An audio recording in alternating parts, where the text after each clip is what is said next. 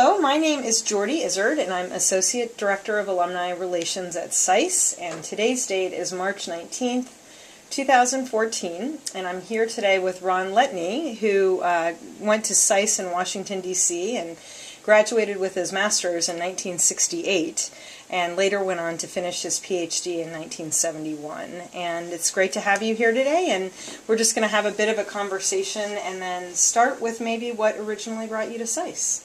Well, thank you for having me. In order to explain that, I think I should sketch in a little bit of my background.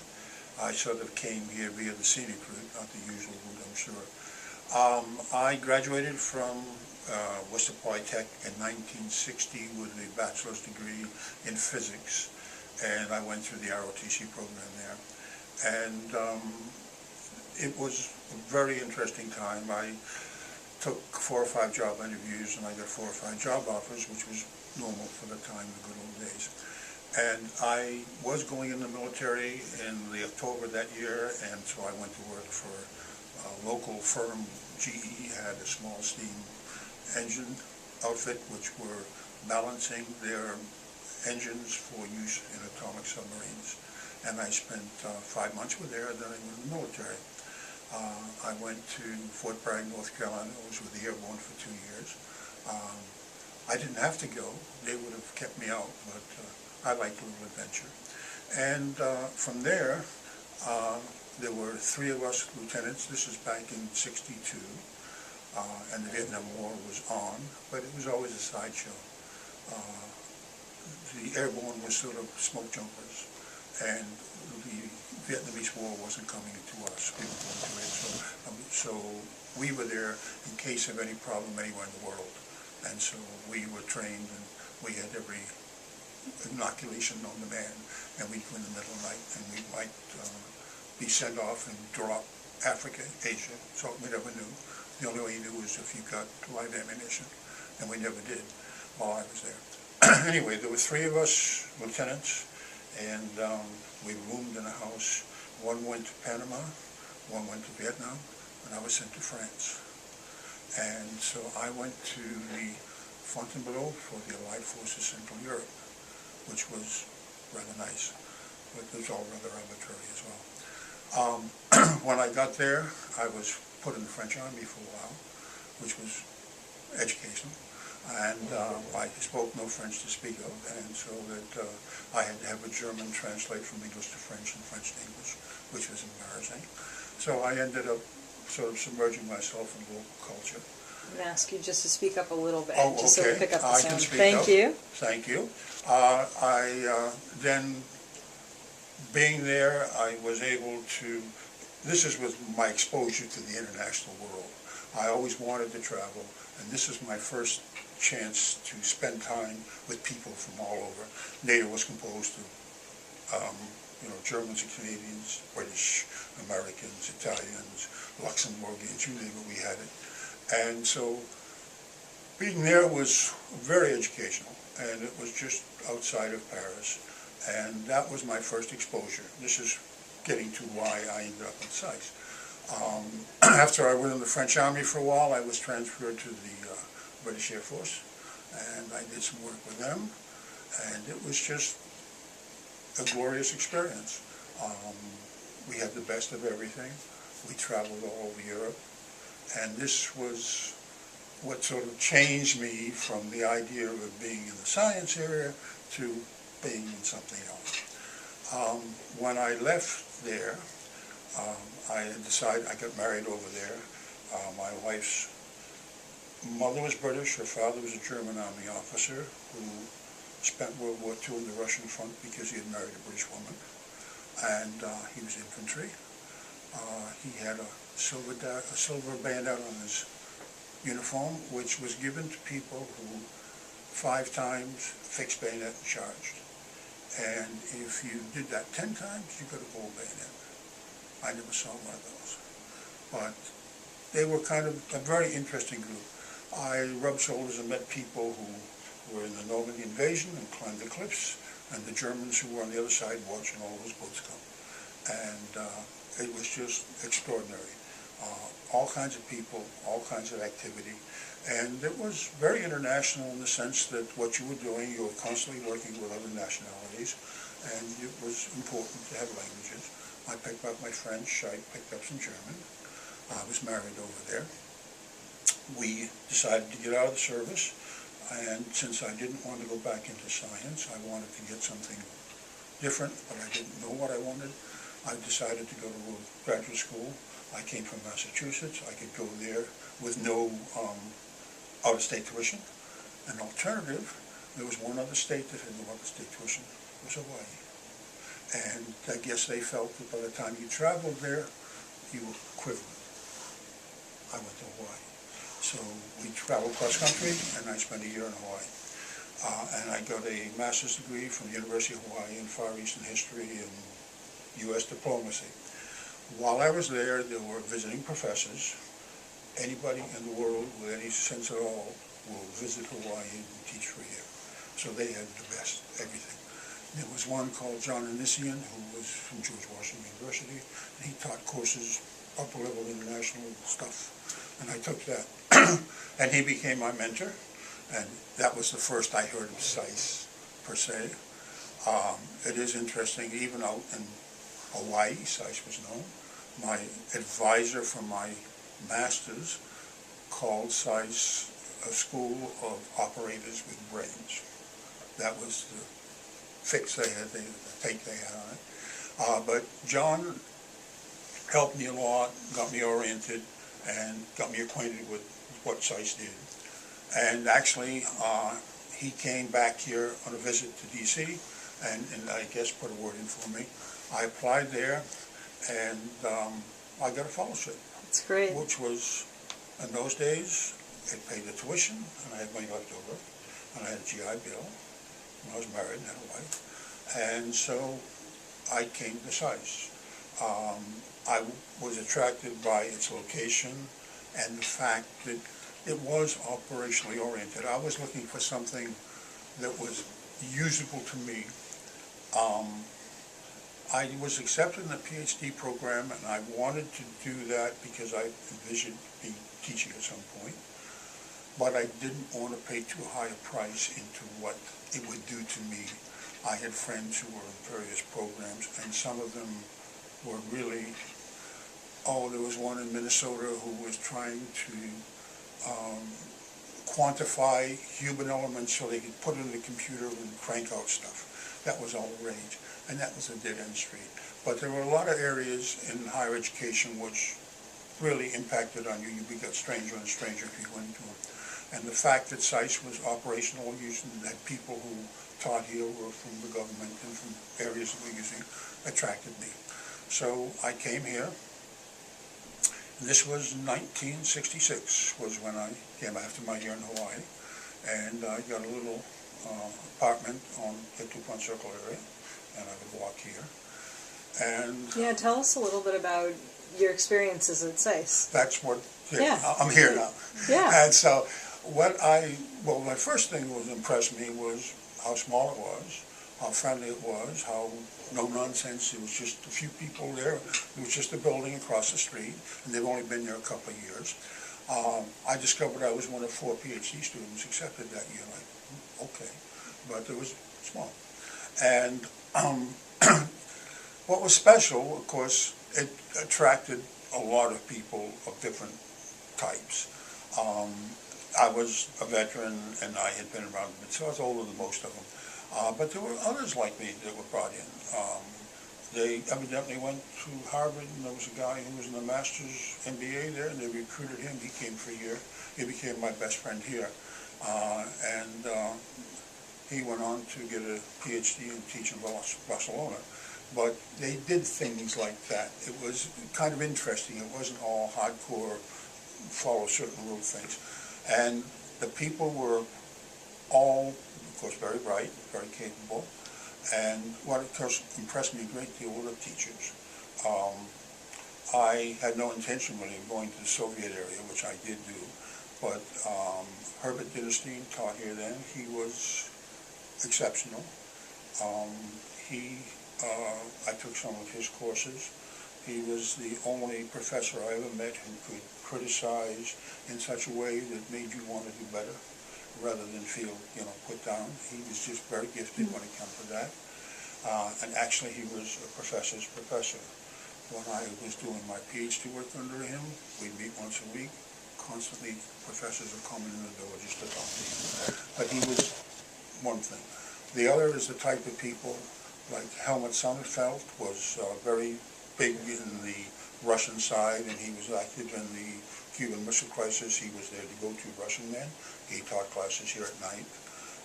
And they impressed me as being kind of like what I wanted to do. But SAIS also had an amazing cast of professors when I was here.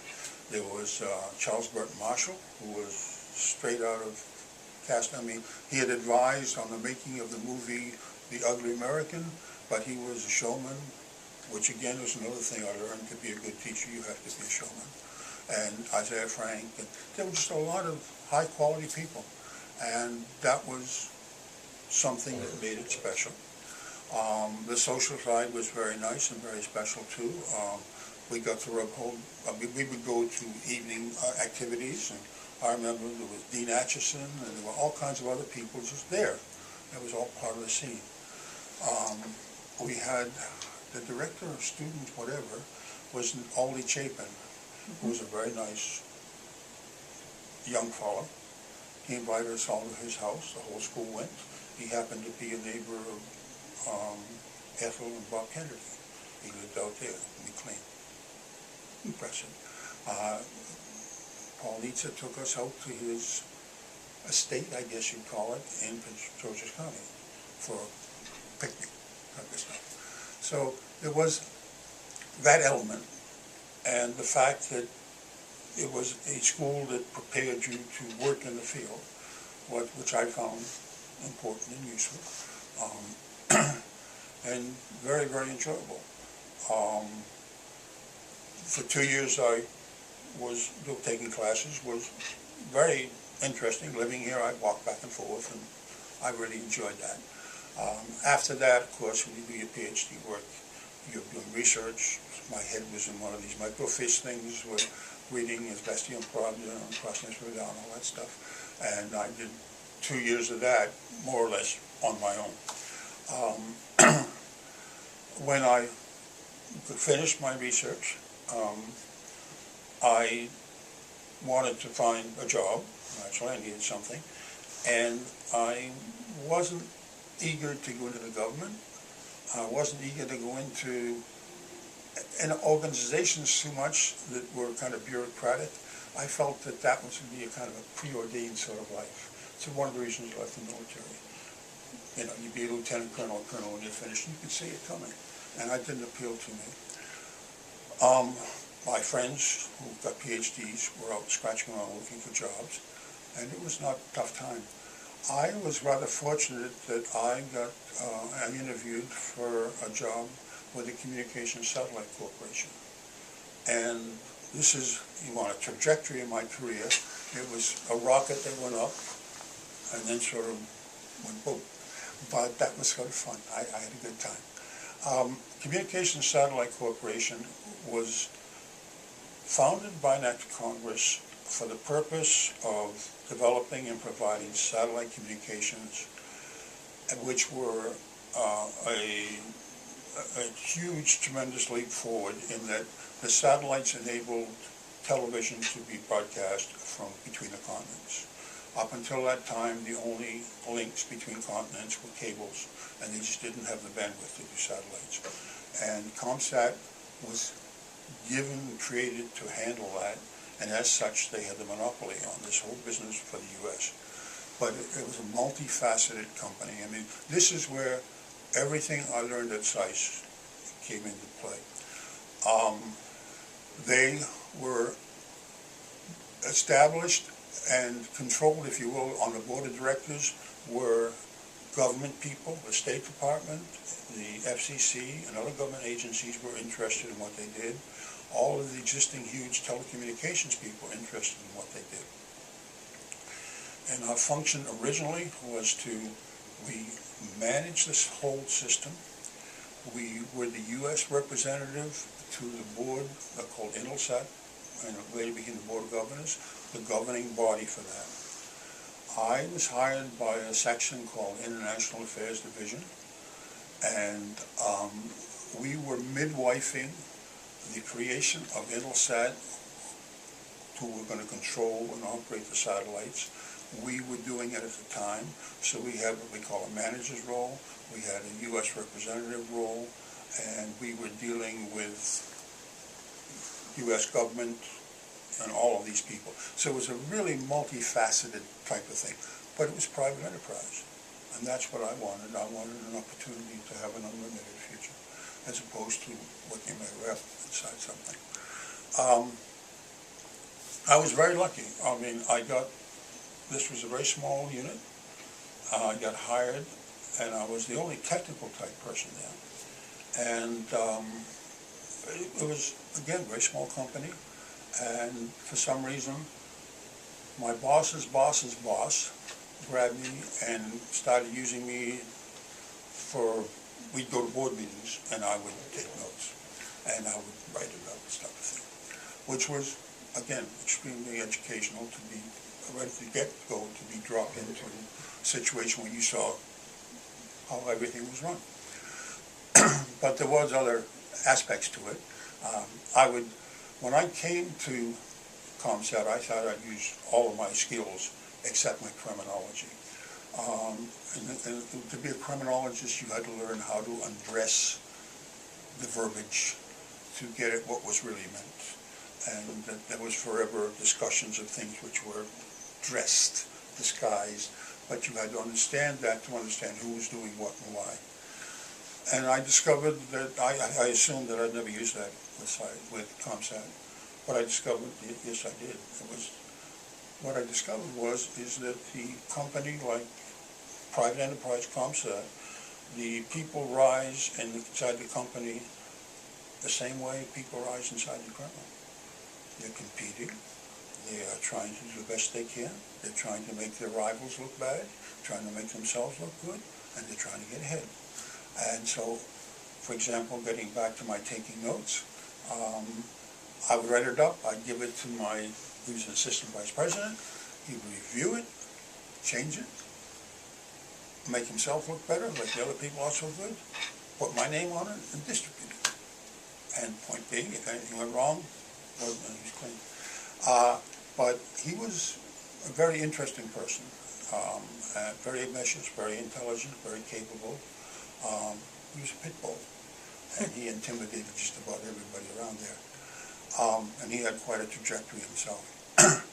Anyway, I was doing this. I was used to liaison with various vice presidents, assistant vice presidents, and the technical side, and the operations side. Around when was this? This was 1960s.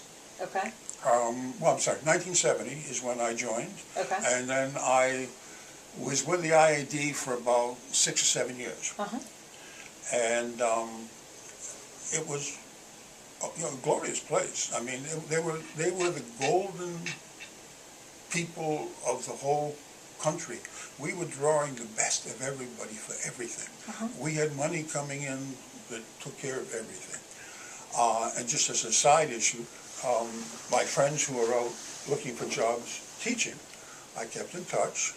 They landed jobs teaching for Maine Extension Campus, Sam Houston State, places like that. It was a very, very tough time.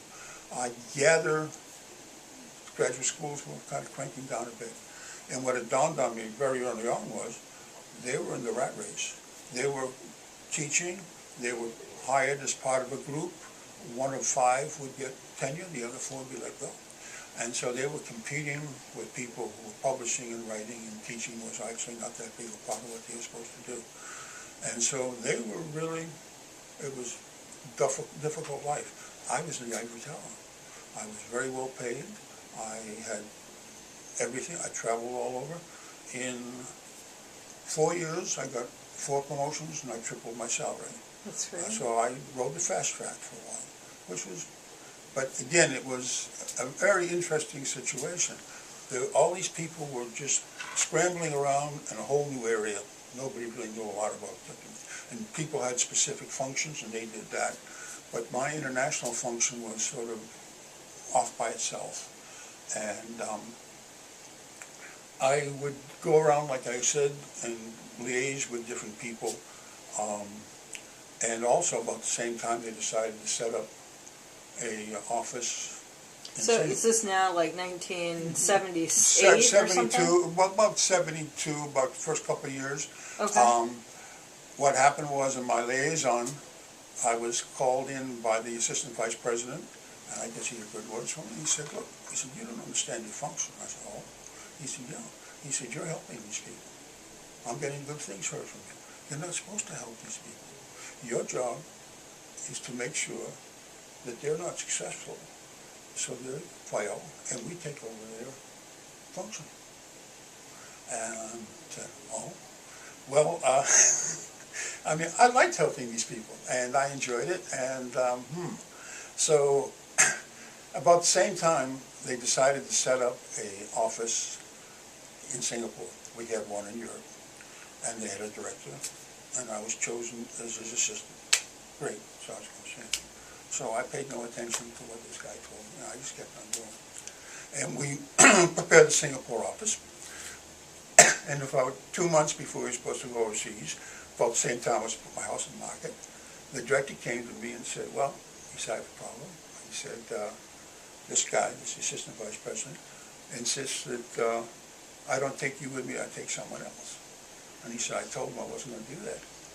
And he came back and told me if I didn't do that, he'd replace me.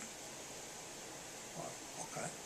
So, I didn't go to Singapore, but I was involved as, again, it was a three-ring circus, and it was exciting, it was interesting, and we were doing a very useful thing. The creation of Intelsat was perhaps one of the most far-sighted foreign policy moves the government made, because we had the knowledge and the ability to create the satellites, create the system. We invited other countries to join. And this was huge to them, because the way the current technology was, that if you were a small country in South America or Asia, and you wished to talk to another small country, you went through landlines. South America, you went through New York City. There was no direct communications. In Europe, in Africa and Asia, you went through Europe. And this gave these countries a great deal of control. With a satellite system, you got your own Earth station. You could see the satellite, you could communicate with anybody in that area. So one of the first steps when a country became a nation was to get their own communication system. So this was very, very important and very, very valuable in the whole international world.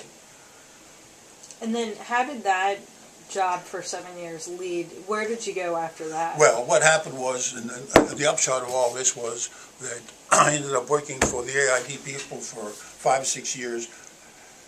ComSat started off great, but a lot of things happened.